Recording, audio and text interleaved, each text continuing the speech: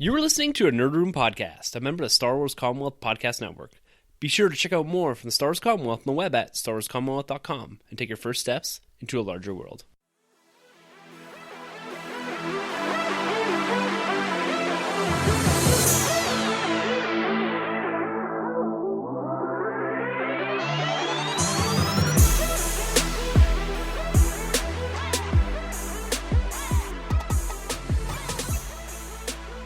Hey everyone, and welcome to the Nerd Room, where we talk all things Star Wars, Marvel, and DC. This is episode number 125, where we're discussing Spider-Man Far From Home and giving our thoughts on the future of Star Wars. I'm one of your hosts, Tim. I'm Troy. And I'm Sunjay. Dudes, 125 episodes. That just hit me. Man, I mean, we lasted pretty long. I'm surprised no one kicked us off yet. Why would they kick us off? We're involved with some of the greatest podcasters on this planet in the Star Wars Commonwealth. That's right. We got good friends. Yes, we do. Friends in very high podcasting places. Welcome, everyone, to another episode. We're excited to get to all of our Star Wars, Marvel, and not so much DC news this week. We had a big episode focusing on that last week. What's coming down the pike for the DC Extended Universe. Very exciting things over there, so make sure to go check out episode 124. But we're here this week. We are looking forward to some big things coming from Marvel and Star Wars. It was quite a week again in Star Wars news. There's a lot of turmoil, a lot of rumors, and we're going to address maybe not particularly those rumors, but just touching on them and using that as a launch pad to discuss what we want to see out of this universe going forward. I think there's big things for Star Wars, and as fans of that, we're going to have to really start to narrow down our focus, because there's a ton of content coming at us, even with these rumors of some films maybe or maybe not being put on hold. And Marvel also hammered us this week with a few insights towards Phase 4. Spider-Man Far From Home, Spider-Man 2, the Tom Holland edition, looks to be getting off the ground in the not too distant future. So Marvel, as they do, they never keep you too far away from their properties, even though they have a massive gap, one of their biggest gaps in between films. We got to wait till March before we get our next Marvel film after next week's Ant-Man and the Wasp. So there's big things for Marvel here, big things for Star Wars, but like we always do at the top of this show, guys, I got to hear, what's your weekend nerd being like? Yeah, man, picked up some movies, as I always do. Also, getting on the comics train. I've been reading some Batman, some back issues, trying to catch up. So I'm on issue like 42 right now. They're slowly building towards that wedding between Batman and Catwoman. Is that Booster Gold in this one yet? Not yet, no. Okay. He's been making a lot of appearances. He was in Action Comics not that long ago. Nice. Yeah. Is this issue 42 since the relaunch or whatever it was? Yeah, since Rebirth. They only got 52 issues out in how many years of the new 52, and they're at issue 42 already? Well, it's been, I think, like 2 years. And they're pumping them twice a month. Twice a month? Twice a month? Yeah. Okay, they're still doing that. Yeah, it's pretty impressive. With the main titles like Batman, Detective, Action, Superman. Aquaman's monthly now, but I think Wonder Woman's twice a month as well. Are they still doing the origin stories and the flip? I don't know. I'm only on like issue like 16. I'm kind of like slowly getting through there. Are they $2.99 cover price? Right now, yeah, but I think they're gonna raise them again. Holy, that's quite a bit. Like Marvel does have the $3.99 cover price, but they're usually once a month or so. Yeah, it really forced me to like cut the peripheral characters. Like I used to get a Flash or a Green Lantern, but I was like, I had to go with Aquaman and the main core, Justice League, and I had to cut Suicide Squad. So, I do buy the same amount of books, but it's just the same characters as opposed to like in the past where I'd get like a Suicide Squad, a Green Lantern, a Flash. Those didn't make the cut. Yeah, I guess they're doubling down on their big characters, but kind of the knock-on effect from that is you're having to get rid of some of the characters that maybe were selling, 10,000 issues a month or whatever, and they're characters that maybe they're trying to push for the forefront, but aren't going to get that traction because everyone's had to shift their funds to double Batman, double Superman, double Wonder Woman. Yeah. So it's interesting, that marketing idea. Because DC is really kind of taking a plunge into do something a little different recently with this 2-a-month thing, this kind of relaunch that they're doing, the focus on quality over continuity, but they're taking a big step into something different, right? Yeah, Troy, you were talking about this before. Yeah, so DC's partnered up with Walmart, and I believe coming down the pipeline as well as EB Games. But currently what they're going to be doing, I think next week starting actually, is they're teaming up with Walmart, so you can now buy DC exclusive comics in your local Walmarts. But the cool thing is here is like it's going to be about 100 pages, and you can get about a bunch of different original stories that were not original stories, the stories that we've gone before. What's the word I'm looking for right now? Reprints. Reprints, Sorry. yeah. So we're gonna get about reprints in there, but we're gonna get like one exclusive original story as well. Cool. The really cool thing I'm excited about with this whole switch up what they're doing is Tom King will be doing Superman. Oh, okay. And Bendis will be doing Batman. That's gonna be a kind of cool switch up because in the comics right now they're in reverse. Yeah. So that's kind of cool as well, but I think it's a really good, way to get like the new audience. Yes. Stepping into that right direction of comics. Like when you're doing groceries now, you can pick up, a comic book for your kid, which is kind of cool. And then this is going to get the kids eventually into the comic book shops because that's where everybody needs to be. Yeah, exactly. And then sometimes the barrier for entry for comic book shops, I think, I even remember the first couple of times I went in, you feel a little overwhelmed. Oh, yeah. You feel like you're going in a place that there's all these people that know what they're talking about, they know where they're going.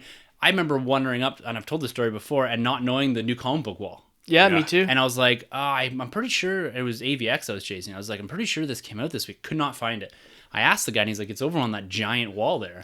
And so there's a little bit of that apprehension, I think, to go into a comic book store. Just like it is going into any specialized store. You feel like you have to be up here. And now with Walmart providing that almost entry point into comic books, you get a feel for things. Maybe you find a podcast like the Nerd Room. Yeah, plug. Then, yeah, exactly. And then you get your way into a comic book shop because, like you said, that's the ultimate goal for sure of all this, and it's just providing an entry point. It's just that convenience too, right? You don't have to worry about where do I start. What to do. It's just boom, you give it to your kid. Cool, there you go, have fun. Or not even just the kids. Anybody can really get that entry point, right? Yeah, and this isn't the first time they partnered with Walmart. With Man of Steel, do you guys remember you could buy like advanced tickets at Walmart? I don't remember that. And I think it was like the Thursday or the Wednesday show, and they sold like $10 million worth of tickets. Yeah, so it's a pretty good place. Walmart's everywhere. Everyone goes to Walmart. I mean, it's a good place and it's a good distribution channel. So hopefully this takes off and see it more places. Yeah, I'm looking forward to it. Actually, I might pick this one up because it's something different, and with a lot of reprints, reissues. Yeah, I might be able to find my way into some stories. Yeah, it's cool because you get a bit of like the New 52 and then pre-crisis, all that kind of stuff. I'm sure even a little bit of Rebirth. Yeah. Did they announce a price? I think it's American $4.99. Wow, but it's 100 pages, right? $4.99 for 100 pages. That's awesome. Yeah, it's good. $4.99 for this new Star comic. Yeah, it's huge. How about you, my man? How's this week in comics and collecting? Collecting's been good. I went back to my Alpha Comics, which is great. I picked up quite a bit of comics there. I finished off 800 and 801 of Amazing Spider-Man. Wow. So salute to Dan Slott, man. He held it down for about 10 years, the longest writer ever to write Spider-Man. Wow. He did some pretty cool things. He gave us like a cool career switch up for Spider-Man, which was my favorite when he worked for Horizon Labs, not when he's like the billionaire Tony Stark. That was okay. But he's done a lot of cool things. Superior Spider-Man was obviously a big hit. Spider Island, big time, all sorts of good things. So he's going to be missed, but I'm excited to see his run on Fantastic Four with Sarah Pichelli, I believe. Sarah Pichelli. She's fantastic. She did similar art, or she did art with Bendis on the Miles Morales run for a little bit of time there. Nice. Can't wait to see that. And he's also currently doing Iron Man, which I believe you picked up here. Yes, I did. What did you think of that book? This is the new Iron Man, Tony Stark Iron Man. This is coming off of all the changes and the kind of, I'm not going to use the word rebirth, but essentially rebirth for Marvel. Now, this is a solo run. We're seeing a lot of these pumping out. Cap's getting his on appropriately July 4th, so in a couple of weeks. Thor's comes out in July as well, so a lot of these solo titles focus around the legacy characters as we were promised. But this one came out last week, I believe. Self-Made Man, it's called, Part 1. Yeah. What did you think of this book, this new entry for Tony Stark? You know what? I really liked the last Invincible Iron Man run with Bendis on the helm. I thought that was fantastic what they did. And so it has high expectations for this thing to live up to. And I wasn't feeling it as much, especially because Dan Slott gave us his own Iron Man, which is when he did Spider-Man, basically was a billionaire. And that was kind of cool. So I'm thinking, okay, if he actually has a real Iron Man to write with, it's going to be fantastic. The art was cool, but the story for me was a little dry. I don't really like this approach towards the end, or you kind of spoiling. Yeah, we'll say spoilers for the comic book. So if you guys haven't read it or want to read it, maybe jump ahead 2-3 minutes. Yeah, they kind of have fun and kind of wink at the audience with the whole reveal of the end of Iron Man 1 when Tony Stark's like, okay, I'm Iron Man, right? Yeah. Oh, okay. But here they kind of do the thing where it's like, I'm not Iron Man, we're all Iron Man. He has the team behind him and we're all Iron Man. And my biggest beef with that is basically we're kind of promised we're going to get the core legacy characters. Iron Man's back, Tony Stark. Thor is back, the original Thor, and then Captain America. But it seems like we're not really going to just get Iron Man, Tony Stark. We're going to get like a team of Iron Man, and I just want. Give me classic Tony. Yeah. So, and then Fin Fang Foom shows up. That's kind of neat. I didn't really care for his other armors that he used to take on Fin Fang Foom. The Transformer looking one? Yeah, it's kind of whatever. But I really did like the art. I do like the flashback we get at the beginning when he meets his new partner that he picks up. Thought there was some cool things. It's not a bad comic by any means. The jumping off point is kind of weird for me still, because if I'm coming off of Secret Empire, I believe that Tony Stark is pretty much dead. Yeah. Here it doesn't explain anything. No, that. I was looking for that as well. I was looking for that. I needed that, actually. Yeah, I enjoyed the story. I thought is a good first issue if you had some idea of Tony Stark. Yeah. And the idea of this Tony Stark supporting cast, I'm going to call it, it seems like they're trying to isolate these characters in their own comic books, not having really any reference to what's going on outside. And I think that end, or that nod at the end, was like, this is your supporting cast. These are the people you're going to see in this comic book. You're not going to see... I think Riri might have been in there. No, she wasn't there. Oh, she wasn't there? No. But I think they're saying, like, you're not going to see the other Avengers. These are the cast of characters that are going to be contained in this book. Right. So that's kind of how I took it. So I think it's, if you're looking to get into Tony Stark, into Iron Man, this is going back to basics, more or less, and giving you kind of a cast to work with. So I think it's worth a pickup. Like, this first issue definitely made me want to buy issue number 2. Nice. Yeah. What do you think of the art? I like the art, too. Yeah, with the exception of the 1980s Transformer-looking Iron Man suit, like the big one. It's kind of weird, but other than that, I thought it was a great book. Go pick this up. Nice. And now for my week in collecting, guys. It really had a slow week, but it really picked up today. I went over to one of the comic book shops here in Calgary, and I walk in. I went to pick up a couple of this Tony Stark Iron Man book and a few others that I was a bit behind on. And I walk by and I see a box, a Hasbro box, and it says Star Wars Black Series on it. Ooh. Wave 32 or something like that. So I'm like, oh, okay. I could lick my chops. I'm like, okay, here we go. Tarkin's in there. Yes. So I say to the comic book guy, I said, can we open this? Like, fresh. He goes, yeah. But here's the caveat. If there's a Tarkin there, you can't have it. I'm like, oh, what? Why? And he says, someone's already bought it. Oof. He says, I don't know when I'm getting it, but someone's already purchased it. So he cracks his case open. Weird case ratio. It had the Vader from the 40th anniversary. It had Island Journey Rey in there, but it did have the new Forlom. So this is the guy that completes out, or at least starts to complete out, the bounty hunter wave or the bounty hunters from Empire Strikes Back. So We've seen a Bosk, we've got IG-88, there's a Dengar out there somewhere, and a Zuckuss out there somewhere. I don't know if they've been released or not, but I was super happy to get my hands on this because this is a single case pack. It's going to be hard to get, and it was fresh, mint out of the box. I was so stoked about that. And then the other day, my dude Troy over here, he says, I was looking through Black Series, and I saw the Gamorrean Guard. I was like, the pig thing. Yeah. Is that another name? Yeah, and I was like, where'd you see that? And he's like, at EB. And I was like, dude, if you see it again, grab it for me. So he was going out. He said, I'll swing by, pick it up. He just delivered it to me here tonight before we record. Holy, is this a nice looking figure. Now, this comes in kind of a deluxe box. It's a bit weird. It's a bit bigger figure, a bit thicker. So it's in this bigger box, a little bit more expensive, but the detail is something else. I absolutely love this figure. I'm going to throw a picture up on Twitter here when we're done recording. It's got soft goods. This is going to be a hard one to find. I think it's a bit more of an exclusive. I don't know if it's deemed an exclusive, but my guess at the price point, it's going to be a little harder to find. Now, this is over the $35 rule. Yeah. I did break it for this because I really love this character. Not because they're great in the films, but because it's a big legacy Return of the Jedi character. That's true. Yeah. And I've got the Vintage Collection one up on the shelf here. And I'm so stoked about this, man. So shout out to my dude Troy. Yeah, man. Being out in the hunt there. So nice looking figure for sure, man. Now, speaking of my collection here, we have this video called Peek the Nerd Room. And I just realized I forgot to do something at the end of it. But I did finally film my Peek the Nerd Room video. I took some time out on the weekend. I got everything prim and proper in here, and I filmed it. So grabs... It will be there as you're listening to this episode. I know you've been asking for it for a little while. And for those of you who are new or those of you that are coming back every week, one, thank you very much. And two, make sure to go check that out. Give you guys an idea. I'd love to hear your comments and thoughts on my collection. I've tried to narrow things down. I've tried to focus a little bit, but it is it's pretty expensive. I think it's it's a lifelong yeah. collection here. We never take it for granted. That's for sure. Oh yeah. I want to hear what you guys think about my nerd room. Any suggestions? Am I missing something? So just throw comments on YouTube or Twitter or whatever. I'd love to hear your guys' thoughts. But make sure to go check that out. As you listen to this, it will be on our YouTube channel along with Sunjay's weekly video. Nice. So just type in the Nerd Room podcast. Nice. I'm looking forward to watching it, even though I see it every week here in person. You know, the one thing I'd say you're missing is where's the Batman? Yeah, you took all my Batman stuff out of here. I know. But I think you still have your Batman v Superman steelbook. I do. It is in that drawer I did not open for the video. I do own that steelbook. As much as you don't think I would. I paid the money for that. I think that's when you were kind of like in your steelbook collecting phase. I was. You're like, you know what? It's a steelbook. I'll get it. Yeah. But have you got any others since then? Nope. No, I've put a big hole. I don't even get all the Marvel ones anymore. So yeah, that's nothing right. against DC there. Now, Sunjay, on Twitter, yes, you had a little bit of a week. Not like as far as creating controversy or anything. Oh like yeah, that. well I was on Ambien and I shouldn't have. That didn't happen. Yeah. And then all of a sudden the president was tweeting you. I don't know what happened, but he's like following me now. I don't know if it's a good thing. Sadly, not anymore.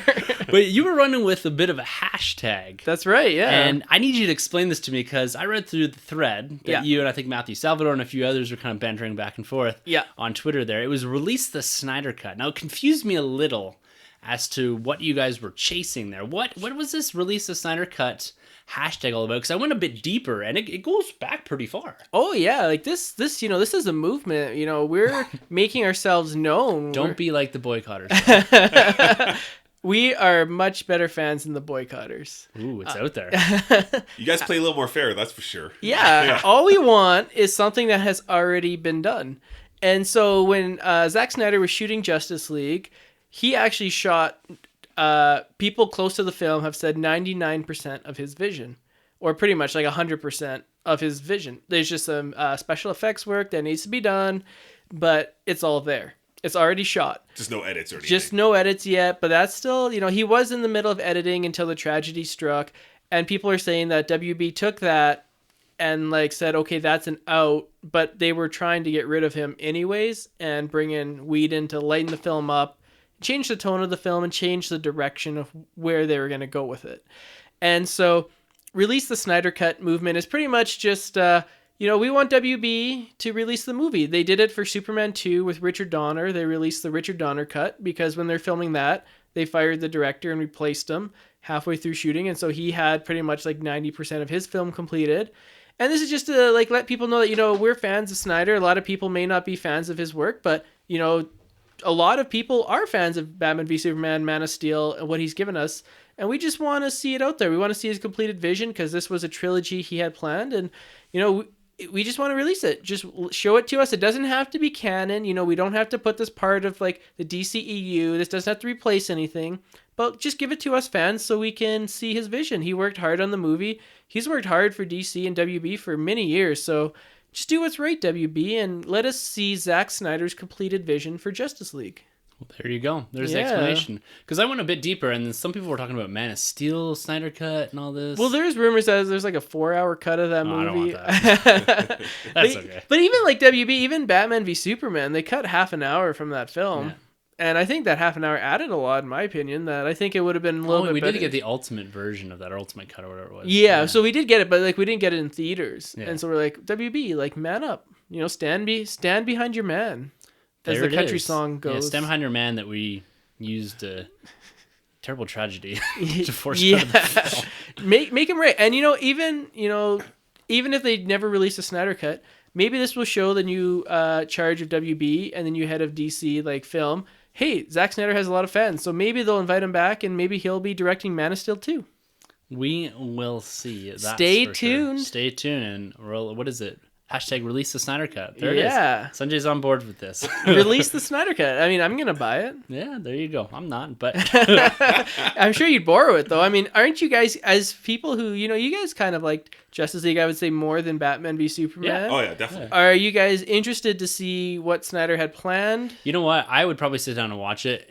4 hours, no. No, I don't. I think the Justice League film is maybe like 2.5 hours. I'd I don't be really interested know. to see a different take because that's kind of something that we don't usually get. Like, what would Edgar Wright have done with Ant-Man? Right. You know, what would Gareth Edwards' final cut of Rogue One look like? What would the Lord Miller Han Solo look like? Yeah. So having the ability to do kind of that what if scenario, Yeah. it's kind of cool. So Yeah. I say no here because that's the character I play in the podcast.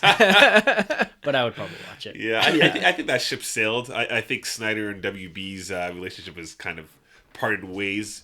I think in the latest movie he's working on right now, he's shot with an iPhone or something like that. Well, he did like a short film, but he's It's worked. called The Start of Justice League. Literally, yeah. That was a weed and shoot. Actually, he's making a new film. I think it's called The Fountainhead. And it's on with WB. It is So with WB. maybe they're mending fences. Who knows? Yeah. There you go. Just give us Man of Steel 2. I think Zack Snyder would do a great job. I'm with you on that one. Yeah. There it is. Well, with Release the Snyder Cut firmly in Sunjay's back pocket, we're going to shift this over to a very pleasant end to our week in collecting. Now, I got a box delivered to the house, to the Nerd Room, late last week, and it came from a friend of the podcast. This comes from Steve Kirk of San Diego Sabres Radio Podcast. Now, What they're up, part Steve? of the, yes, Yeah, they're part thank of the you, Star Wars Steve. Commonwealth. Absolutely fantastic show. You guys are on point every single week. They really, really focus in on the combat skills, the lightsaber battling, the dueling, and all that. But then they also get into some fantastic Star Wars chat. And I love listening to these guys. It drops every single Monday, and they're a riot. But Steve also ventures into a few other avenues of nerddom. Now, he runs Intergalacticon. Now, this is a brand new convention out of San Diego. He runs it himself. This year was the first annual Intergalacticon. And he sent us a package with some Intergalacticon merch. And it comes with a handwritten letter here. Tim, Troy, and Sunjay. Nice loophole with the Chewie outfit, Sunjay. Thank you. You rival Corey himself. Now it's our dude Chop Rules with a Z from Tumbling Saber.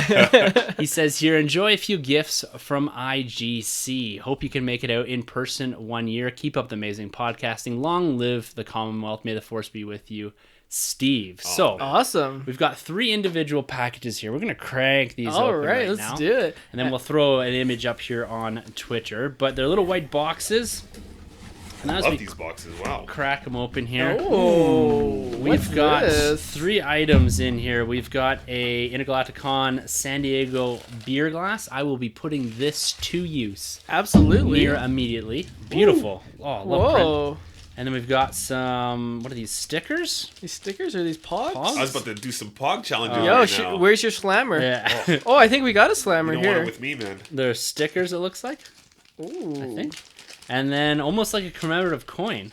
Yeah. It says, Free Your Fandom 2018. This is Steve, really this is nice. fresh, man. Yeah, Greatly this is dope. appreciated. Like- wow. No joke. This is mint. Yeah. Like It's not legit. even like mint because it's a coin, but like legit mint. Oh, you got the controller going on. Intergalacticon.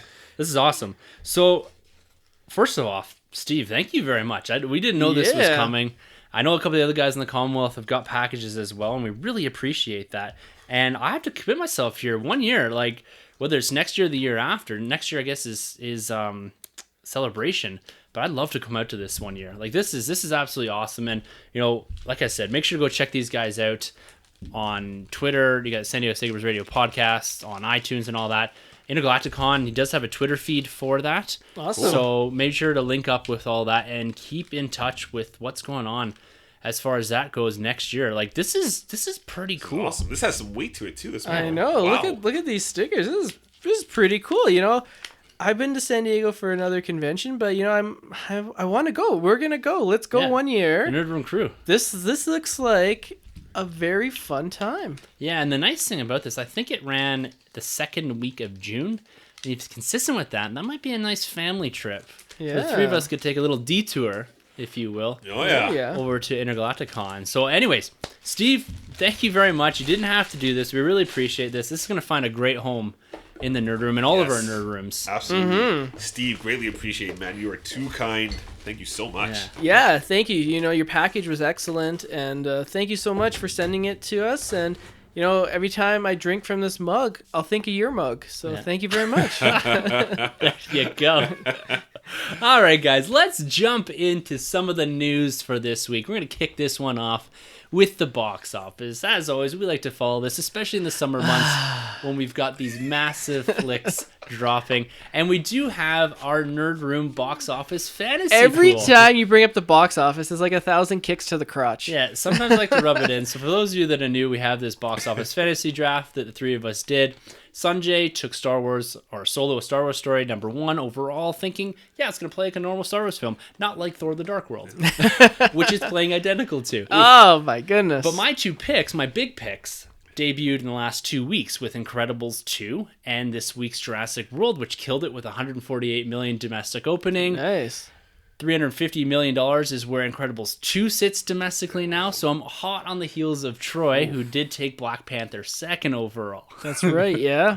But Yeah. Troy, Yeah, you man. did see Incredibles 2 this past weekend. Yeah.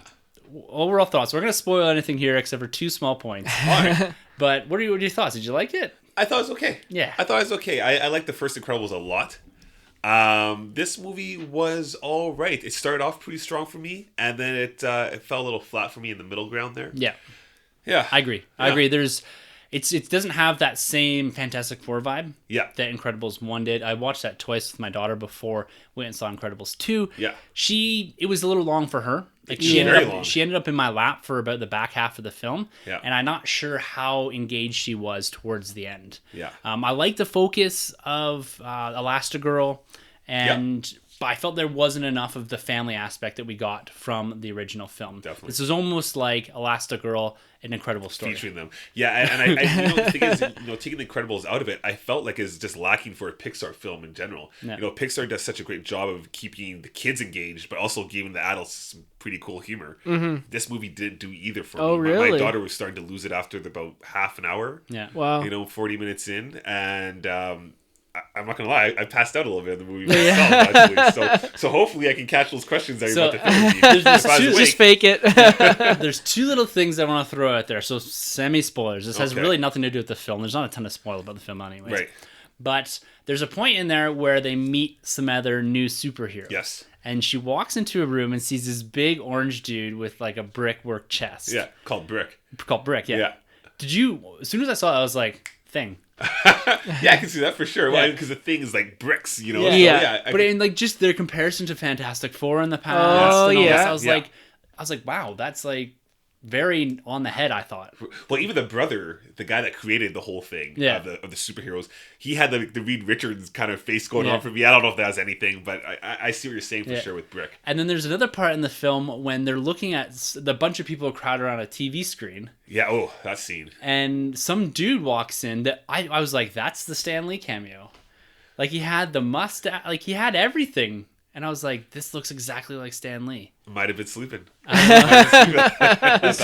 not really like selling me on this movie, guys, because I haven't seen it yet. There's one thing too, slap on the wrist for Disney too, is there's you gotta be careful actually with this movie, because as you're aware too, there was seizure moments. Actually, there's some pretty high volume bright lights going on. Yeah. And it's a little out of control. I kind of Yeah. felt like, why would they go that route Yeah, when they're trying to brainwash the audience, not the audience, but the crowd in the film itself. I right? turned my daughter's eyes away from it. Same. Yeah, I put my Because hands over my kid's face. I was like, now there was a warning There on the was, screen because yeah. there was complaints about it. Yeah. And there was about a 30 second. It sat up there for a long time. Yeah. This Wow. morning. I was like 30 good seconds. Yeah. So, but it was pretty intense. it's brutal. Because Yeah. at first I was like, okay, maybe it's a one and done, because it starts off a little bit. Yeah. But then after they hit you back with that scene Wow. again, I was like, this is a little extreme. So. Yeah, I Yeah. turned her eyes away. She doesn't have epilepsy or anything Right, like that, but Yeah. it was a bit weird. So overall, yeah, I'm happy I got it in the box office pool, but it's not something I'm gonna run back to. And I don't think my daughter really liked it. Like No. she didn't come out being like,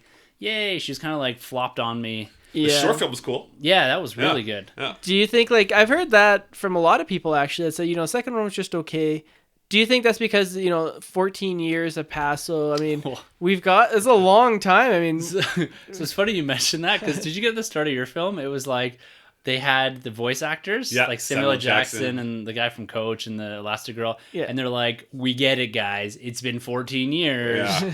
We had all this time to write this film, blah, blah, blah. We get it. It's 14 years later. Yeah. So they kind of acknowledge that already. oh, okay, yeah. But the momentum, it's like the Avatar effect, right? Yeah. It's still killing at the box office. For sure. But to me, it's just a mediocre sequel. Yeah, this movie could have came out 14 years ago, but I feel like it's at its peak because we were living in a world of superhero fandom, right? So, like, what better time to put out than now? Will we get a third one? I don't think so. They have to, if they do, they have to shift back to the family side of it. Because this felt like a spin-off to me. An Honest Girl spin-off. Yeah, I feel like they got to age them up. I think they missed an opportunity to grow these kids up as opposed to taking place right out, like, exactly. Months it's like later. Not even. It's like days later. Yeah. Oh, wow. Because they literally pick up where the last one left off. Yeah. And so, I was kind of looking for that too. When I first saw the commercials, in my mind, I just assumed, they've jumped. The kids are going to be old. They're going to be fighting crime. Yeah. They kind of hint towards that. Yeah. But I'm hoping if they do a 3, it is like, let's age these kids up. Yes. Let's have a family, real Fantastic Four vibe to this. I didn't get it. Have one of the kids go off as like a rebel. Like, this kid's doing their own thing, you know? Oh, yeah. We'll see. So. We'll see, yeah. But, do you think, like, that played effect? Like, the expectations, maybe, it's like, it's all, this is like, animation is the one thing that you could do. You couldn't do, like, another film, like, 14 years later, like, live action, because the actors will change. Right. But, like, do you think, like, maybe this is something that Star Wars has gone through, too, with, like, looking back with, like, when the prequels came out, everyone was like, yeah, but the original trilogy, like, it never lived up to it. And, like, people built it up for, like, many, many years. I don't know if a ton of people were like, hey, I have 14 years of headcanon on Incredibles. I guess that's true, yeah. This is a little bit different. I will say, like, when I watched it, I was like, this doesn't feel like a Pixar film. Exactly. Your comment actually really hit home with me there about the lack of that humor. Right. I didn't laugh really at all. I didn't laugh much at all. No. And some of the jokes were like, we've heard these jokes over and over again. Really? Some of the timing of the jokes, especially for animation, was just off for me. It's a bit weird. But, onto slightly brighter pastures. Let's do it. And a franchise that is often compared, or Incredibles is often compared to, and that's Marvel here. The next big MCU film drops next week, is it? No, the week after.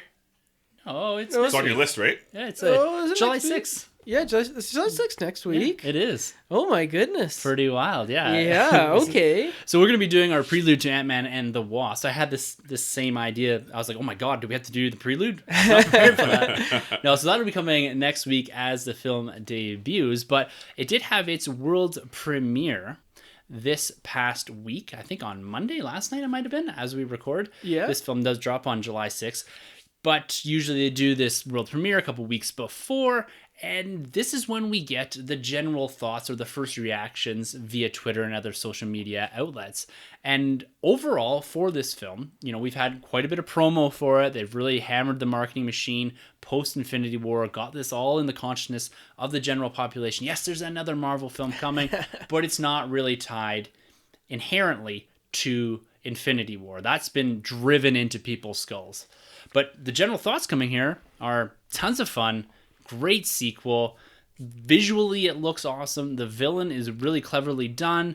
Overall, very positive reactions here. People saying Marvel is 3 for 3 this year with Black Panther, Infinity War, and Ant-Man and the Wasp. All three very different scales, and all three, one is the big event film, one is the new entry, and one is the sequel to one of the, I think, the lowest grossing MCU films of all time. Still one of the good ones. Yeah. But this looks like it really puts the Wasp center stage. So there's a lot of kind of hype around that. There's hype around the comedic end of it, swinging to the other side of things. So are you guys, of course you guys are, but how pleased are you to hear that this film is doing well or seemingly going to do well? And does this change kind of any of your perception going into the film? Nah, man, it pisses me off. Marvel can't get a rotten movie. I mean, here I am sitting with... No, I'm just kidding. This is on your list. You're rooting for this one. Yeah. No, I'm just playing. Yeah, no, I'm excited for this film. I've heard good things about it. I heard we got another good villain. Or couple good villains in this film, which is always good. I'm hearing more the director Peyton Reed has obviously like full control of this film as opposed to last film is like a little bit more 11th hour right? type thing. Yeah, so this time we really get to see him do his thing. So that's pretty cool always. I'm excited to see Paul Rudd. I think he's hilarious. And I like Wasp. I love this actress. She's been killing it. I've always liked her since Lost. Yeah. And I can't wait. She's awesome. She's great. She's great in the first one. I liked her a lot in the Hobbit series. I know a lot of people didn't like the Hobbit. I did. And I can't wait to see what she does. Yeah. She's not aged a day. Not a day, right? Well, her and Paul Rudd. Like, I don't know what they're sipping out of. But same with Michelle Pfeiffer. Yeah. She still looks like she's like 30 years old. Oh, Catwoman. Yeah, all forever in our hearts. Yeah, always. Yeah, I echo the sentiments. Ant-Man to me was my favorite comic book movie of 2015, the year it came out. So, it beats some like high movies on there. So I'm really excited to see this. I have it in my box office pool. I need to right the ship. I think this one could be a surprise hit. I took it because I was banking on that Infinity War like spillover. Yeah. People are still high from that movie. They're like, we're going to go see it. And they want to see more MCU. And people say, an end credit scene ties directly into Avengers 4. Yeah, Feige said this is a direct lead into, kind of in a weird way, but it does tie to it. So, that's going to get people excited. And I think if this movie came out before Infinity War, it probably would have done maybe half the business it's going to do now that it's come out after it. Yeah. I'm pretty confident this is going to break 100 million this weekend. Ooh, or the next big. weekend. That's big. I think... Well... Here, predictions? We'll do our predictions next week in the prelude episode. But just for some context, the first film did $57 million in opening weekend, which is, I think, the smallest. Because it's an ant. Yeah, they're really tiny. I wasn't even shooting for a pun there. This one they're saying in the 70 to 80, I think, right now. But I think you're right. Mm-hmm. We'll get to our predictions for next week, but I think you're right in the sense that this will see a bump, especially with this positive word of mouth.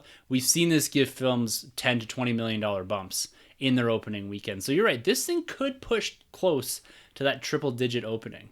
It'll be a little tough. I'm with you, though, just because people are coming off of Jurassic Park and Incredibles. So a lot of the people that have gone to spend their money is probably going to be on those two films. And after a heavy May, too. Right? Yeah. Exactly. And then summer's on, people going on summer vacation, all that kind of stuff. But I don't know. I'm with you. I hope they get to that 100 Yeah, mark. they deserve it. I hope they... I'm already excited for 3. I'm hoping they get it more so just for your sake. Yeah.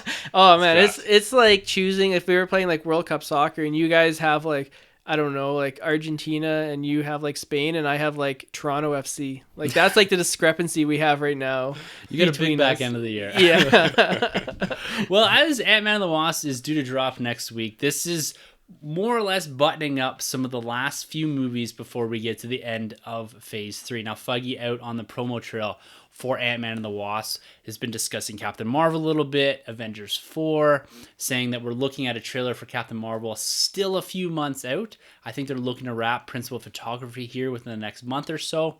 And he's also saying that we're not going to get an Avengers 4 title until after the debut of a Captain Marvel trailer. Now, we're likely to see, or not us to see, but to hear about a Captain Marvel sizzle reel of some sort that will probably debut at D23, if they're doing that this year, or some sort of convention.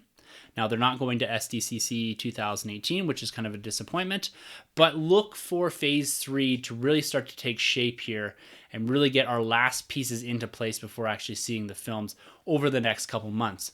Because what's also been happening in the background here is Phase 4 is starting to shape up as well. Now, Guardians of the Galaxy director James Gunn posted on Instagram and Twitter that he has submitted a script for Volume 3, which is pretty exciting. They look due to start shooting probably sometime early next year. And with this first script out there, means that there's a plan in place. This movie looks to debut, I think, in 2020, probably that May slot again.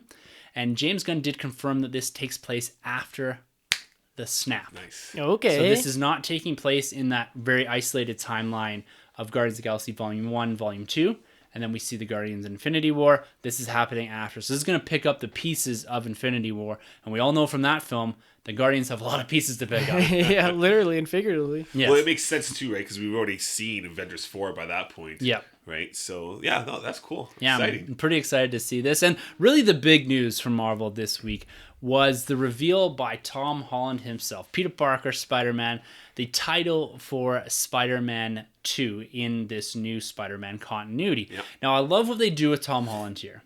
They play to the idea that he can't keep his mouth shut because he was at some convention. Right. This is posted on his Instagram feed.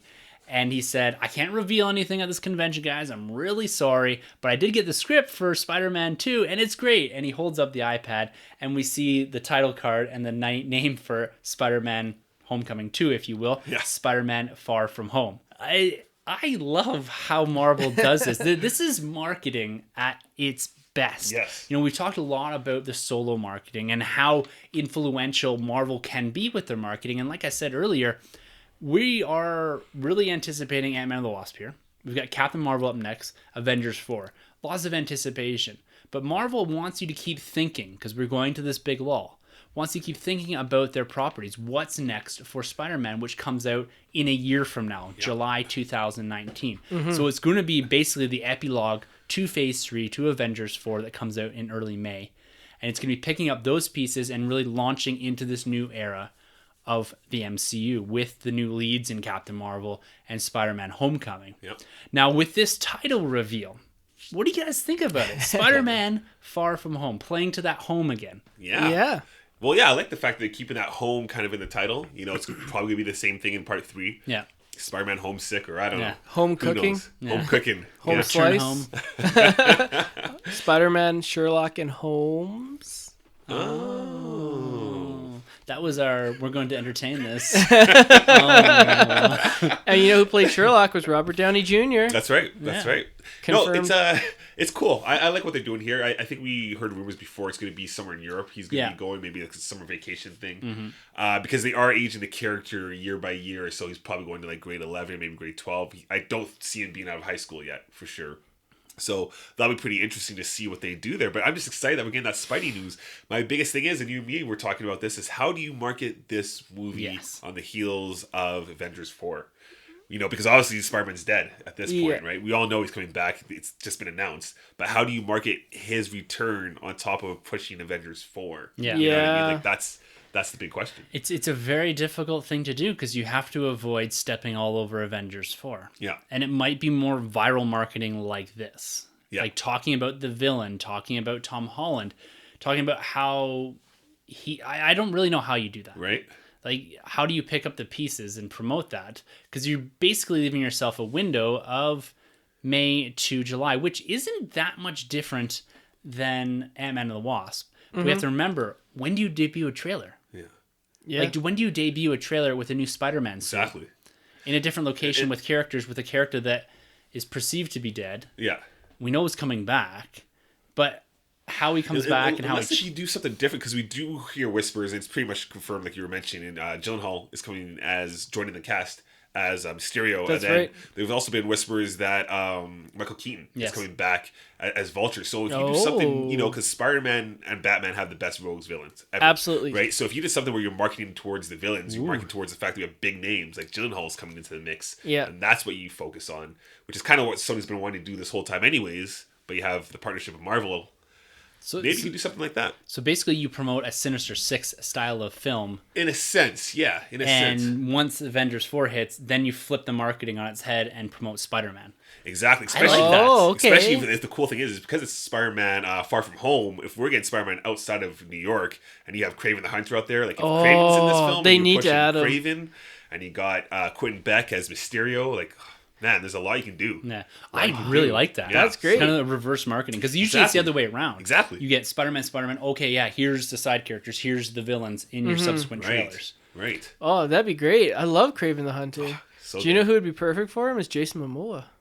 Yeah, you can play any kind of rugged badass. Right. Show Kind up of- with yeah. long hair. Sup? I'm Kraven. My man. My Spider-Man. Yeah, I'm super excited for this. Spider-Man is probably my favorite Marvel character. I love his movies. You know, he's had, 6 now? In total, yeah. He's up there. I think he's like number 2 or 3 with Batman and Superman. Those are the top 3. Well, for appearances, right? Yeah, for most. Yeah. The one thing I'm kind of concerned of, it's not really a concern, but it's just something that they got to be aware of, is Spider-Man has just taken it down. Well, he will at the end of Avengers 4. I'm assuming he will have taken down Thanos.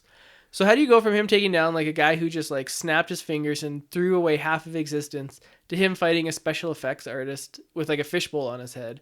You know, they got to walk that fine line because they went so big with Avengers, and I'm so happy that they did with Avengers 3 and 4, is that, you know, the next solo outings, I hope it doesn't feel a little bit hollow. You know, like they really got to make this like a personal film. Like maybe the villain won't be as big, but make this more a Spider-Man story. Do you think that Avengers 4 is going to really feature any of our new characters? It's no coincidence that the original 6 Avengers are left, plus a few add-ons like Rhodey and a couple others, right? Which may or may not be characters that are killed off. Right. Mm-hmm. So when I think about that question, I'm like, okay, maybe we're not going to see, your Black Panther or your Spider-Man until the end of the film. Yeah. Maybe this is, as Infinity War was centered around Thanos, maybe this is really the finale to where we picked up everything in 2012 with Avengers. Right. So really the return of Spider-Man isn't him coming back to battle Thanos in the same way that he did in Infinity War. It's about the return and picking up those pieces. Yeah. Because like we had mentioned in our Infinity War review, there was a lot about sacrifice. Yes. And it seems like they're really hinting at the fact that characters like Captain America, Iron Man, some of these big legacy characters are going to really have to sacrifice themselves for the new generation. So both metaphorically and almost physically in film, passing a torch of some sort. Right. Passing on that legacy to someone different. So I think it's going to be a lot about them and less about those new characters.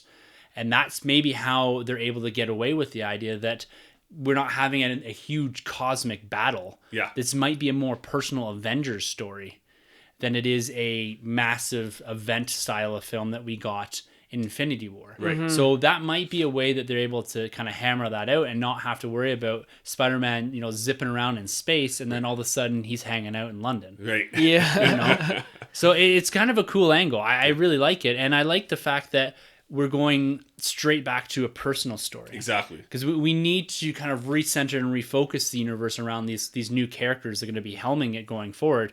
Because we can't just have these big things. We can't be escalating everything. Yeah. Like we got to have another slow burn, whether it's the Skrulls, the Secret Invasion type thing, or whatever. But we need to reestablish these characters and have the ability to have these solo franchises without asking, like, why doesn't Spider-Man just call Iron Man or Black Panther or something? Exactly. You got to take them out of their element, out of their comfort zone, and do something different. Hit them off guard and have these stories evolve in like a day or two, so they don't have the convenience of saying, dude, just fly over and help me out. Exactly. Like, this guy's crazy. So yeah, well, and it's like the comics too, right? You got to bring it back to the basics after these huge events, and nobody better to do it with than Spider-Man. He's still a kid; he's still learning how to be Spider-Man. I did hear that I believe the original costume designer from Homecoming, she won't be returning, but she did hear that the costume in this one will be more to its traditional Spider-Man sense, not maybe necessarily in the design, but the way it functions. Cool. So I have a feeling, like Tim was mentioning there, Spider-Man's not going to be asking for help or receiving help from like guys like Iron Man. He's going to be growing into the suit more so himself, like more of like a step into manhood. So he'll be more of that independent Spider-Man that we know. So you can have more of that personal battle between him, Mysterio, and say Kraven, which is another way you can actually pull this movie off if Spider-Man is taking on 2 or 3 villains. I know in the past it hasn't worked, but with the backing of Marvel, you can do it properly, but that can kind of be like the equivalent of, like, say, a group of guys taking on Thanos. You can now scale it back to Spider-Man's next big challenge is taking on 2 or 3 enemies, right? Right, yeah. Yeah, so it's pretty exciting stuff. Oh, yeah. I'm already stoked about Spider-Man. And we Definitely. still don't know how he comes back to life. I have no idea. So they've been able to seed this idea when we still have 3 huge movies to go before we get to this. Yes. Yeah. 1 year away, about that, give or take a few weeks here. So it's really exciting. I'm glad we're getting Spider-Man out of the gate. I think it's the appropriate character to kick this universe off with. With the big ending of Black Panther, we need to take a bit of a breath from Wakanda on that. We need to come back with something fresh. Spider-Man, I think, what was it, 2006? 17. Yep. So we'll be 2-3 years removed from all of that. So that's a good time to kind of restart and kick off this universe while we have, Captain Marvel being pushed to the forefront as well. Black Panther, of course, and Guardians of the Galaxy Volume 3. So Phase 4, already looking great. We just need the Fantastic Four in there. And we'll be all good. Written by Jonathan Hickman. Yes. Yeah, oh, that'd be great. Oh. Now, this nicely leads into Grab's question of the week. Grab's granted. I was waiting for that. Do. He's gonna grab you by the hand, and he's gonna keep on grabbing that granite. Every week, man. Something new, something fresh. Only for you. Just comes off the top of my head. By request. He's gonna grab you, and he is I'm going to stop you made right there. I'm trying to stay somewhat PG. The subject of his question for this week is, the places you'll go. You see how I tied it in there? Oh, I like it. I like it. He says, Tim, Troy, and Sunjay, Marvel and DC seem to take very different approaches to the locations in their respective universes. DC uses fictional cities, while Marvel uses alternate reality cities.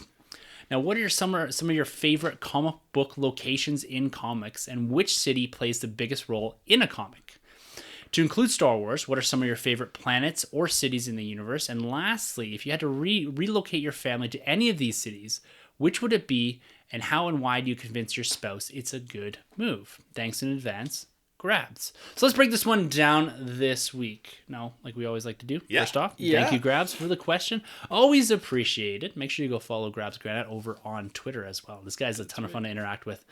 And he's always in the mix. Gotta love it. Yeah. Love it. Let's start with the first part of this question here, guys. What are some of your favorite locations in comic books, and which cities play the biggest role in a comic? Oh, hands down, Batman, Gotham. Right, It takes the cake for at least playing a role. Yes. In the comics. Would never want to live there. Absolutely not. Like, It's horrible. It's terrible. It's Yeah. terrible. Like, did you see that place in the Zero Year? Oh, get out of there. Yeah, wouldn't want to be there. Wakanda is definitely. Oh, that's a good Wakanda's, one. like, Yeah. Especially now it's come to life, and it's like now become like that character for everybody to know. Wakanda's huge. Obviously, Smallville is cool ever since the TV show with Tom Williams. That's what really got me, visualizing what Smallville is all about. Yeah. But was the last one where would we want to live? Yeah. So some of your we'll do. Let's finish off Okay. this one here. So some of your favorite comic book locations. Yeah, you mentioned all the big ones. Metropolis is one that I would add as well. Also some other ones, Themyscira. Yes. You got Wonder Woman's Paradise Island. Might be a little bit tricky convincing the wife to move there, but we'll see. Now, Sunjay, you're not allowed to look at anything ever. You mean I'm the only man in an island full of Amazon warrior princesses? Yes. Yeah. I mean, why wouldn't you want to move there, wife? Maybe she'd counter then with like Sparta from 300. There She'd you be go. like, yeah. Everyone's good apps. And Atlantis from Aquaman. Of course. I love that. It's like it's taken on its own vibe, the city. They've really expanded the role of Atlantis in the new comic book run. There's like different areas or different neighborhoods in Atlantis, and there's like the one that people kind of like refer to as like the lesser than, and all like the lesser than beings live there, and all like the mutants live there. And it's really cool. It's taking on this like vibe. I'm really digging what they're doing with Atlantis, and I really want to see it brought to life. Justice League did a little bit, but I like to see a little bit more with Aquaman. So, and I guess I should throw in a Marvel one. I mean, New York City, of course, is there. Yeah. That's But the big one. I will say, in Avengers, I think it's Avengers 4 on the Hickman run, they make a visit to Regina, Saskatchewan, and that is by far one of my favorite locations that they've ever done, because Regina is a fun city, and Baron, if you're listening, your city got destroyed by alien bombs, and Calgary remains safe. What about, you mentioned mutants, Genosis? Yes. That'd be wicked. Yeah. And is that, what's the one, the asteroid that the mutants live on? Asteroid M. Asteroid Yeah, M. that's pretty cool. I love that animated episode where they go into space, and then it's like all the mutants living there, and it's like this like harmony. And another one you made me think of is the Savage Lands, which is Antarctica. Yeah, the dinosaurs and all that. Yeah, Pretty cool. Super cool. So a lot of cool and interesting locations that they have in comic book land. Tim, what are some of yours? Now that you've taken all the good ones. No, I think Asgard, of course. Oh, how do we forget about Asgard? Yeah. Yes, if you go back to the origin of Asgard and that in the comic books, it is one trippy mess. it's the Rainbow Bridge is literally a rainbow, but they've really evolved it as it's gone through the comic book iterations in the universe. It was over Wisconsin for a little bit, Asgard. Wow. It's been featured quite heavily in the cinematic universe. Now it's destroyed. Another one I love is Nowhere. Oh yeah, of Guardians course. Galaxy. Oh, yeah. So it plays a big part in the comic books as well. And thinking about this, it's funny. I read this earlier and I was like, oh man, I can't think of very much. But we just rattled off like 10 or 12 different locations. And the interesting thing, listening to those locations, they're synonymous with the individual, which is very important. You think of Themyscira, you think of Asgard, you think of Metropolis, you think of one character. Yes. Yeah. Same with Wakanda, Nowhere. Right. It's kind of cool, but you look at it, and I guess New York you associate with Spider-Man and Cap. Daredevil. Yeah. Daredevil, yeah. So some of those, the bigger places, I guess, the big focal point being New York in Marvel Comics in particular, you do associate a lot more characters with that. But I like stepping back and looking at the individuals and how important it is for their character to have a big backing of a location. And like you said, I think if we're going to go, Marvel Cinematic Universe combined with comics, what they're doing with Wakanda right now. Oh, right. Oh, yeah. Yeah, they're doing like the intergalactic city of Wakanda. Yeah, that's right. That's the next thing, right? Yeah, the comics. which looks pretty cool. Yeah. And the way that they're able to kind of meld visually in film Wakanda, like this kind of almost tribal feel with this highly advanced society. Right. Still heights, but still futuristic at the same time. Yeah, this juxtaposition of all that. They do that really well in the comic books. So I don't know if we're missing much. I'm sure there's something. Bloodhaven, and Central City for the Flash. Of course. Yeah. Wow, there's so many. There's so much. Yeah. I love it. Yeah. Star City. Star City, that's right. Yeah. Wow. And he went to Seattle for a bit too. Okay. That seems appropriate. Yeah. Don't know why. Now, the second part of this question is to include Star Wars here. Of course. As we all love Star Wars. What are some of your favorite planets or cities in that universe? This is a big thing in Star Wars. Yes. Planets and cities. What are some of your favorite planets from my two Galaxy easily Far away? is Naboo. I love Naboo. Before... Well, around episode 1 era, like Naboo's is just incredible looking visually. It's awesome, and Sky or Cloud City. Cloud City. Oh, okay, I love it. Little quick thing actually. Speaking of Bespin, I've been playing Battlefront 2, and there's a level when you go to Bespin Cloud City, and as you go in there, you always see the clouds, but as you go in there, you actually get to see the cool space whales from Rebels, and I've never seen them outside of Rebels. So to see them look very cinematic and real was like something else. You're in an X-wing and you're flying beside these things. Nice. So, anyways, I just want to give that a quick. Nice. Is Naboo the underwater city? No, that's. I want to don't tip my tongue. It's a Gungan city. Yeah. Oh no, I forgot that. Jeez, I'm testing you guys. You don't know the city. It's Jar Jar history, so nobody cares. I thought that was pretty cool, like the underwater stuff. You're sensing a theme with me. Another Star Wars city I really love is Canto Bight. Oh, you're killing me. I'm just kidding. I just want to see your reactions. I'll love this one in.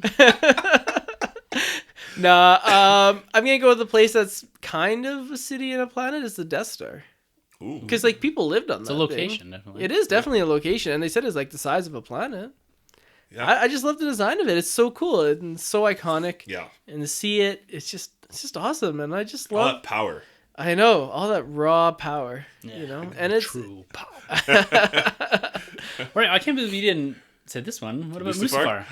Well, it's not somewhere I'd want to go. No, it's some of your favorite places. Definitely. Most places I'm thinking are quite inhospitable. With Mustafar, I love Hoth. Like Hoth is I think in the original trilogy. Yeah, it's not. It's visually stunning because of what they do with it. Because they basically said, "Oh yeah, you think we did everything in space because it's easy? We're gonna do everything in white snow." Right. And it looks awesome. I love that battle. It does, yeah. I had a great appreciation for Crate as well. I got to give it to Ryan Johnson for Crate. Yeah, Crate looked pretty cool. It is really cool. The whole footprint thing and the red versus the salt flats, the juxtaposition of color there, the palette that he used on that, it really stands out. Like, it is gorgeously shot. Mm-hmm. How about Scarif? Oh, Scarif looks great. Yeah, I like that too. Again, another like a jungle sort of beach sort of blue water thing. It was really cool. That was really cool. Now, some of the visuals we didn't get in the film, the stormtroopers kind of walking through the water. Right. I love that from the promo art. We didn't quite get it in the film. I think it was cut. But then you have to go back to classics like Tatooine, like Mos Eisley Spaceport. Oh man, the hive of scum and villainy. Return of the Jedi, obviously. We're Endor. Yeah, of course. Yeah, of course. Yeah. So, or the Cantina. Yeah, Mos Eisley. Yeah. Well, Mos Castle. Yeah. Cool. This has turned into let's list every city because they're all awesome.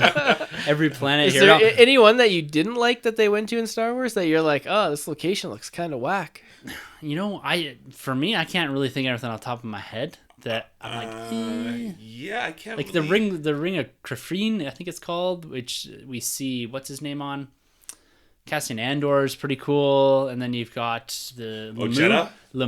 Jeddah. Jeddah's awesome. Ilum would be cool for the kyber crystals alone. So good. That'd be pretty neat. Oh man, there's so many good planets, so many good locations, both in Marvel, DC, and Star Wars. But let's get down to brass tacks here, guys. If you had to ask and pick up the family, what planet would you be going to?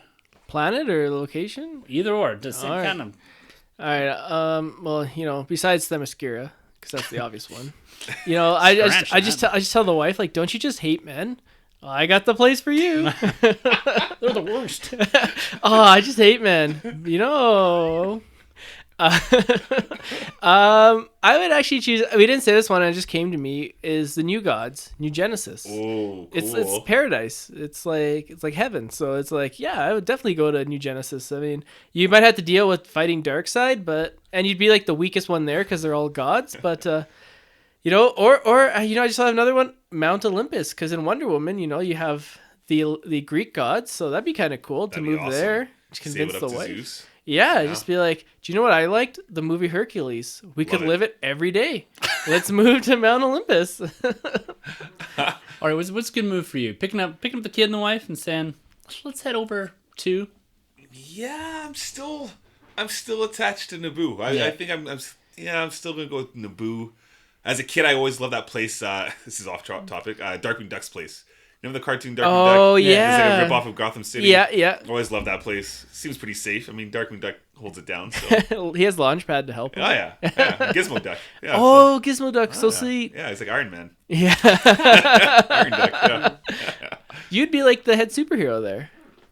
Yeah. Maybe that's why you want to go there. Yeah, maybe. I'm trying to think of a place that I could realistically make a pitch. Springfield. To the family. Oh, yeah. Springfield would be amazing too. Like, what would I say to get my wife to move to a place like, I don't know, Naboo or New York City Marvel style? Yeah. But it's always getting blown up. I don't want to go there. I can't get my family. I think I'd have to go with Asgard. Okay, yeah. I'm thinking the pre-destroyed Asgard in the MCU. That's right. How do I convince her? You know, look at this beautiful place, landscape. You know, you can watch plays. Yeah. Dying Loki. Drop their Odin on her. It's your birthright. Yeah. Give her that double T. Yeah.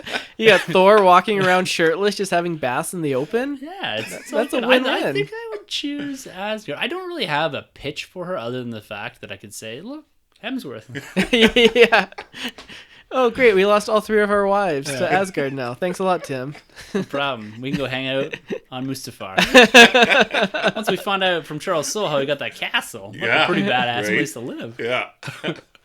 All right, Grabs. We've got to take this question probably not in the direction that you thought, but that's why we love doing them. Gets us outside of that box a little bit, and we thank you, and we look forward to next week's question. Now, picking up on some of those Star Wars threads, we're going to sorry, before we continue, just like to say, Grabs, make sure you drop us your favorite places that you'd like to go and where you'd like to live. Exactly. Yeah, give up the goods, man. Yeah, stop holding out on us. You're not just the question master, you're also the answer master. Yeah. Is that a thing? Knight of the Commonwealth. Right? Yeah.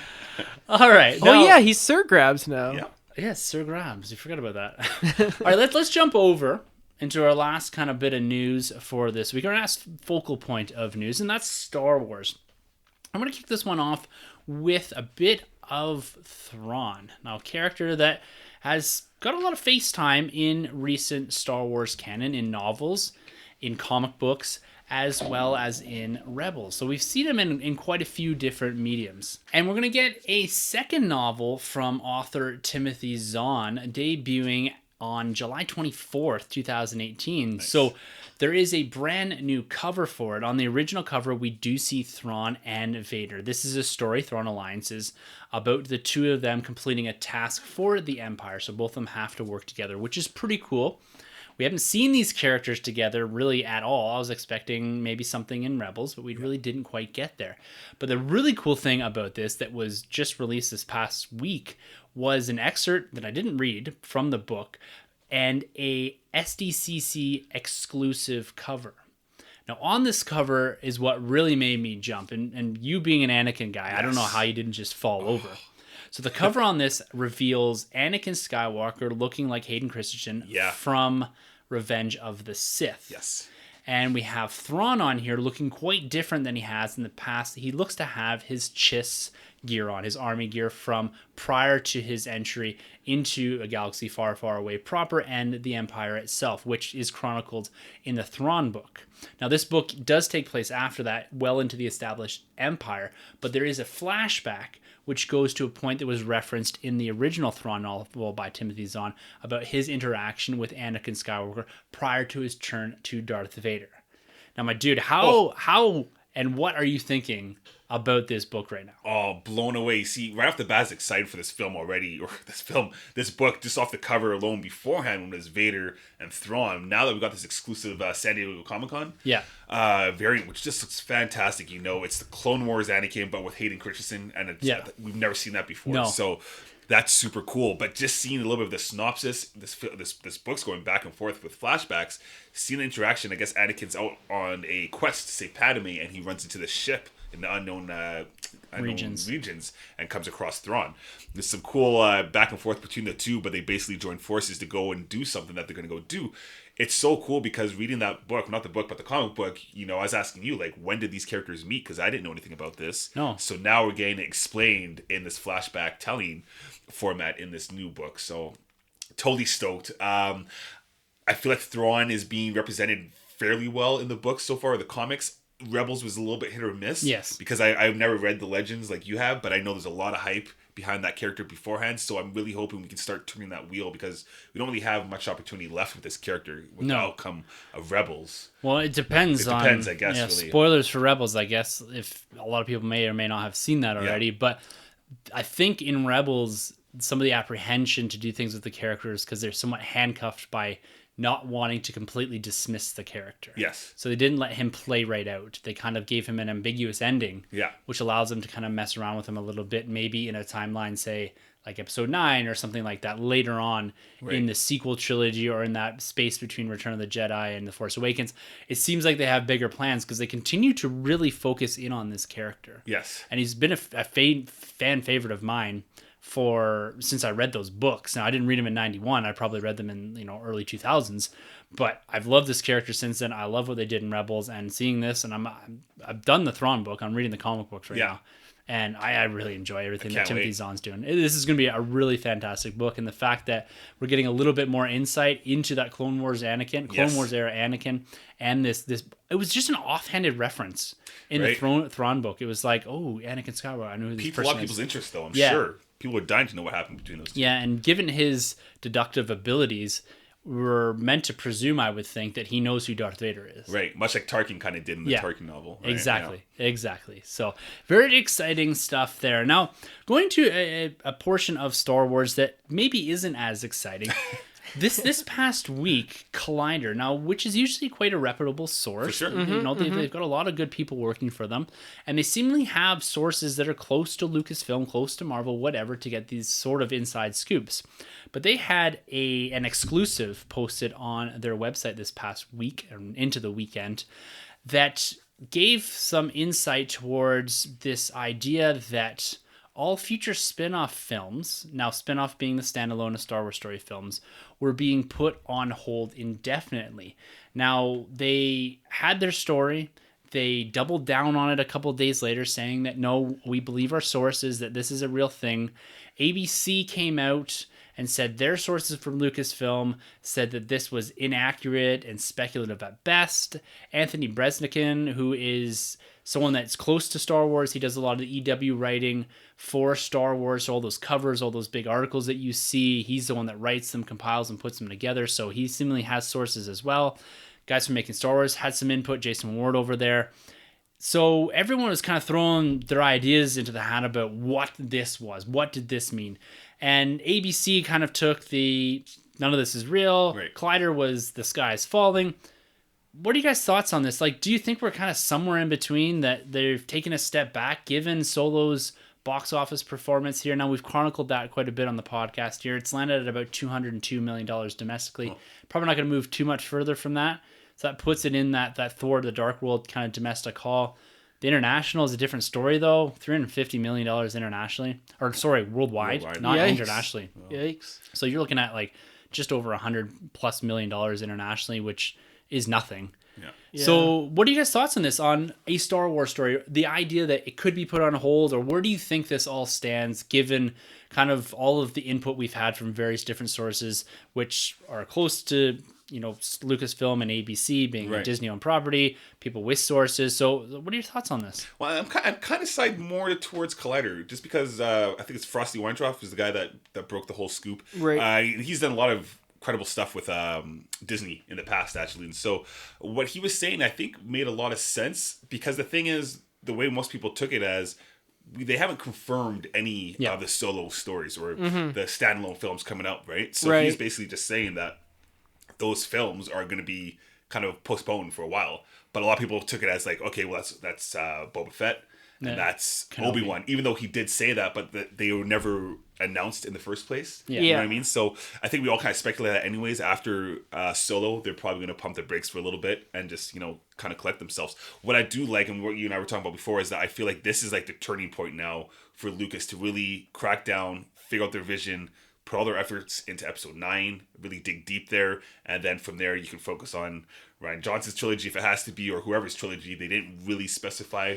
Well, yeah, he did say in the release from Collider there that it was about focusing on the build to episode 9 and the next trilogy or next series, whatever comes next. So it was refocusing those efforts and kind of doubling down on making sure episode 9 really hammers home. Which I think makes a lot of sense. I think you really got to head home with that film just to get the audience back, because we all got into this world with the saga films in the first place, right? So I don't know. Obviously ABC, they're Disney anyway, so they're going to try and spin it any way they can. Yeah.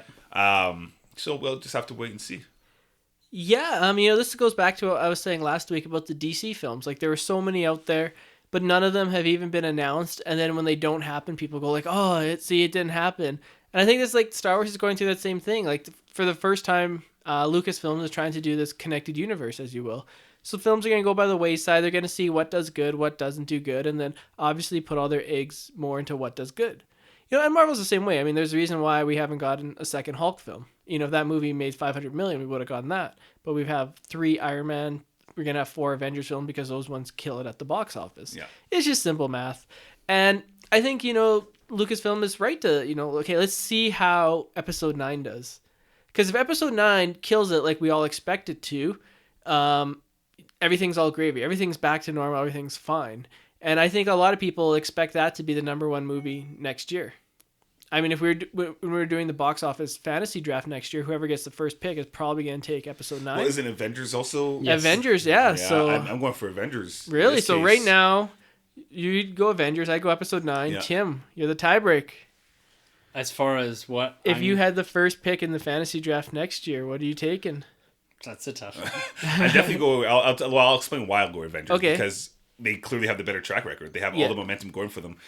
Since Last Jedi's been rocky, and then Han Solo's been rocky, and then now we've got this kind of news. Marvel's just been like smooth sailing, and every film that's coming out, people are just hopping more and more on that train. Yeah. I feel like in this generation, Marvel, the MCU, is the new Star Wars, what it was in 77. That's a soundbite if I ever heard one. Put that on. You have to look at it from the perspective of they took the time to step back, right? Yeah. It's the comparative analysis that we did with the box office, that they're going through some of their growing pains the same way that Marvel did with the start of Phase 2. Yeah. Iron Man and Thor: The Dark World. 2 of their weakest films coming off the back end of the biggest opening. The first film to do over $200 million domestically in its opening weekend. They had all the momentum in the world. Yeah, and they saw that reflected in the Iron Man 3 box office. But then it stumbled. Then it slowed. The pace slowed. People were pushing these films away. Oh, what are they doing? What's going on? And then they had the time. They stepped back for a year there, right? Yeah. And said, okay, let's pump the brakes here and figure out what's going on. And then they hit us with Winter Soldier. Right. So you have to think that they did have the momentum of Star Wars. Yes, we have 40 years of Star Wars here. But they hit the ground running and tried to treat this more like the Marvel Cinematic Universe after almost 10 years. Yeah. With the expectation that because we have the Star Wars brand on it, therefore that will translate into money. Right. Yes, the film, the Solo Star Wars story was fantastic. I really love this thing. Love it. Me too. Marketing wasn't there. No. At all. And I think it performed the way that maybe they should expect the standalone films to perform in this lower bracket. You're not going to get $1 billion out of every Star Wars branded film. No. So it's going back and reevaluating some of that, maybe rethinking the marketing, rethinking the production, the talent that they bring on to write, produce, and direct these. Even the barriers for entry. We had a long discussion a couple weeks ago about the international market and how poorly Solo, a Star Wars story film, did. I think personally, like I've said for the past 5-6 weeks, whatever it's been, this film performed below expectations, those very lofty expectations, but maybe in line with what the expectation should have been domestically, like an early Phase 2 film. But when you look at it internationally, that's where the problem is. Yeah. So whether they shift focus on marketing out there or they shift focus to provide a lower barrier for entry for countries like China, who have become this huge factor in Marvel films globally, like to the point where they're pulling in not quite as much domestically, but they're a huge chunk of the overall haul for this film, doing over $2 billion. So I think this is the right move, is stepping back and just saying, all right, we're not canceling anything. I'm a little bit more on the, they're not canceling anything. They're just maybe putting things on hold. It could be something as simple as, we were thinking about doing 2 movies a year. We're not going to do that anymore. Right. We're not going to put out a solo or a standalone film. That solo thing's driving me nuts. We're not putting out a standalone film and a trilogy, a Rian Johnson trilogy film in the same year anymore. We're going to spread these out a little more. And I think they'll take care of when they do it too, because it's confusing, right? Like when you had Force Awakens and then you had Rogue One. Yes. Confusing. They didn't match up. And then you had Last Jedi and then you went to Solo. I think they're going to take their time and really pick and choose when they put these standalones, because you got to be careful when you put those in between a saga film. Yeah, well, that's the hardest part about constructing a universe in Star Wars right now, in the same sense that Marvel has done and that DC is currently doing, is that outside of prequel type films, now we're seeing some of this non-linear storytelling in DC and Marvel right now, but it's very well set up, and people they spend a lot of time telling you where this is set. Right. Make it very obvious. Taking Captain Marvel back to the 90s, taking Wonder Woman back to the 80s. This is going to be easy to set up. But now when you have what's confirmed, Rian Johnson's trilogy, the Benioff and Weiss series of films of sorts, a Jon Favreau TV series, and now we have cartoons, Star Wars Resistance and all that, all taking place with, for the most part, all new characters, all new locations, relatively loose ties, we'll say. There'll be the bigger universe to reference towards. But what this is pointing you towards is that exact thing, that they have to think how they market these things now, how they make it feel like a cinematic experience and not throw so much out there that we get, I'm not going to say fatigued, because that's not the right word, but we're having a discussion before the podcast about Marvel's Netflix series. Yep. Something that we watched religiously when they first started coming out. I found myself not even paying attention to them anymore. I did not watch Jessica Jones. Yeah. I have not watched Luke Cage, which dropped this past week, both season 2 on both of those. Both of which I really enjoyed season 1 for. I have no reason to not be watching them, other than the fact that I'm overly consumed with everything else in the film world right now. I don't have the time to do that. So that's what I kind of wanted to talk about here, is taking this idea, this future of Star Wars, whether it's the standalones, what it is in here, and talking about what we personally want from that. Because I think no matter what happens here, whether they put them on hold for a little bit, whether they rethink them or rethink the marketing strategy, we're going to get them eventually.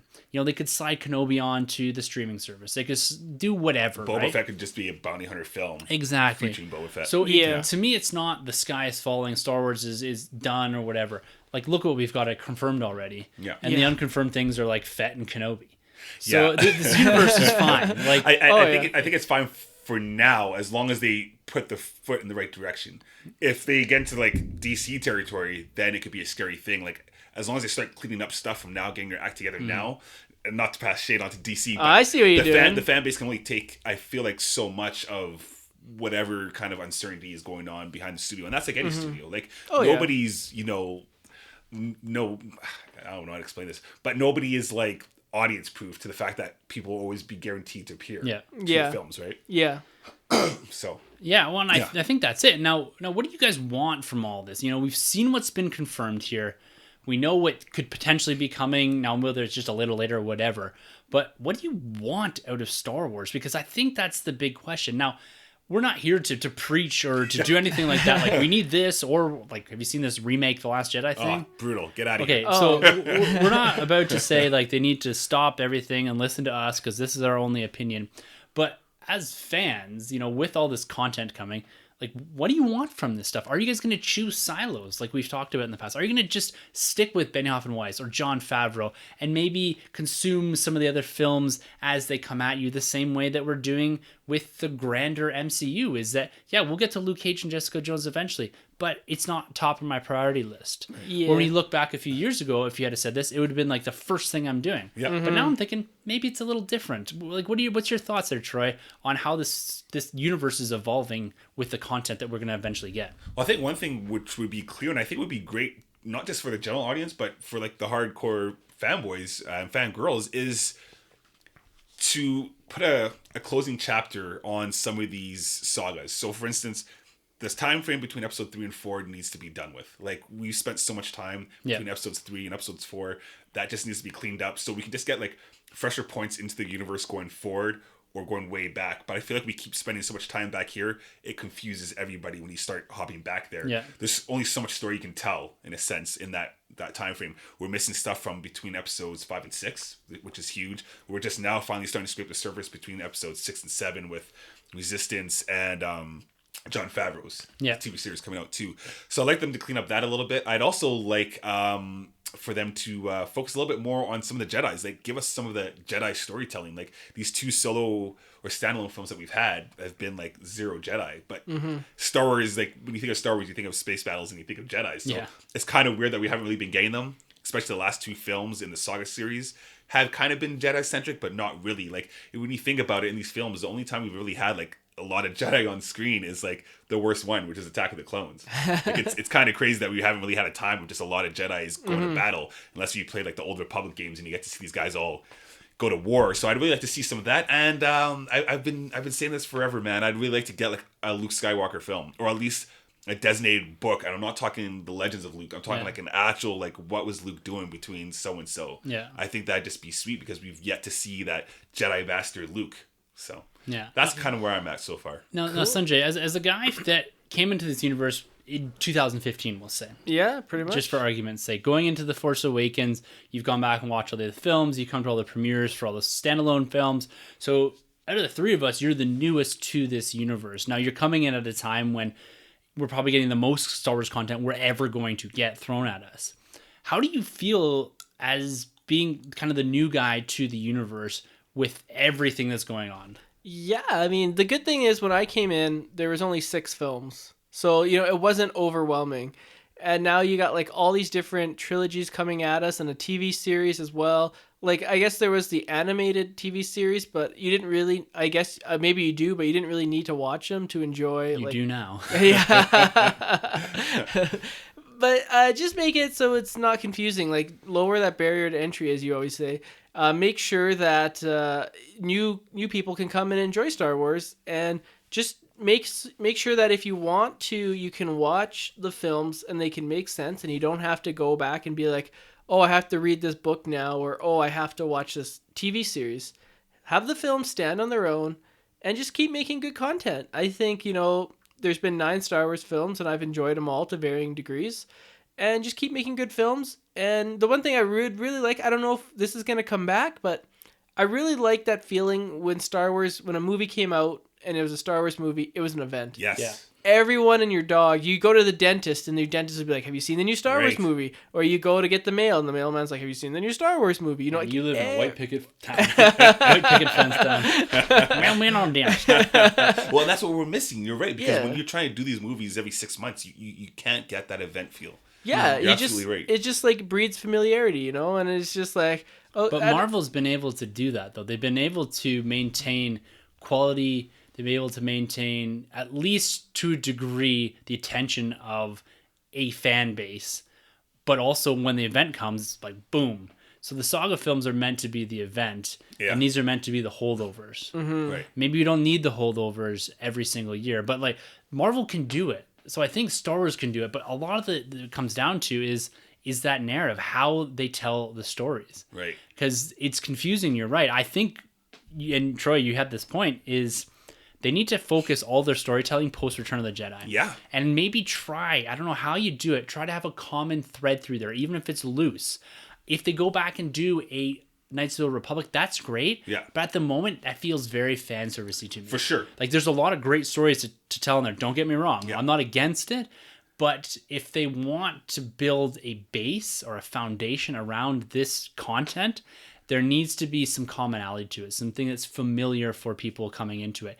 If you focus a lot of that storytelling in post Return of the Jedi era, you can reference a lot of things. You can have something that happens in Resistance that is seeded, or the idea of it at least is referenced in Jon Favreau's series, which then has a knock-on effect for wherever Rian Johnson's trilogy is taking place. Right. So you need to have some continuity build within all of this content to get people saying, oh, I need to go watch this to understand that. So that's the mentality people have in the MCU right now, is that I need to watch Ragnarok before Infinity War because I'll appreciate the story more because I have this understanding. Yes. They need to build that Absolutely. into their filmmaking.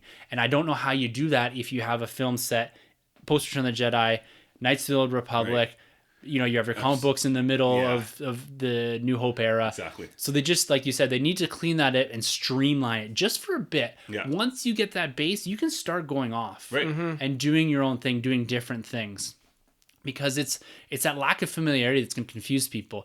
And we got, you know, these ideas that all different characters in every one of these series. So it's like all of a sudden, you know, come 2019, 2000 or 20, what am I saying? 2019, 2020 and all that we're going to have potentially 3 sets of films or TV shows with 6 or 7 characters per TV show to learn and care about and engage with.